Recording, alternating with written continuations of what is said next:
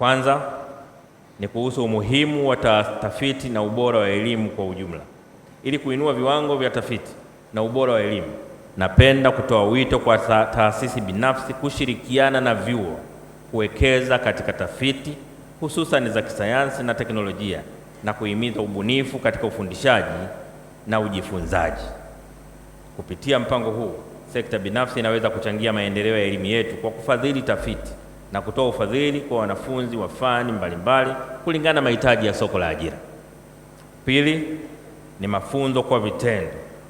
Ushiriki wa waajiri na wenye viwanda katika utekelezaji wa mpango huu ni muhimu, hususan uandaaji wa mapitio ya mitaala, fursa za mafunzo kwa vitendo, uanagenzi na mafunzo kazini, ushiriki wa wataalamu viwandani katika ufundishaji, tathmini ya wanafunzi na uthibitishaji wa ujuzi, uimarishaji wa miundombinu ya mafunzo.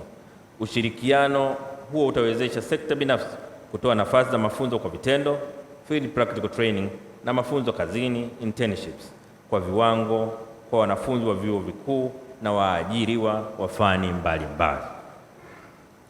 Tatu, ni wito wangu kwa taasisi za elimu na sekta binafsi nchini kuzingatia maendeleo ya kasi ya sayansi na teknolojia duniani katika utekelezaji wa mpango huu. Vyuo na sekta binafsi vishirikiane kubaini ujuzi muhimu unaohitajika sasa na siku zijazo, hususan katika fani za sayansi, teknolojia, ubunifu, tiba, uhandisi na hesabu, ili kuwezesha vijana wetu kushindana na kupata nafasi katika soko la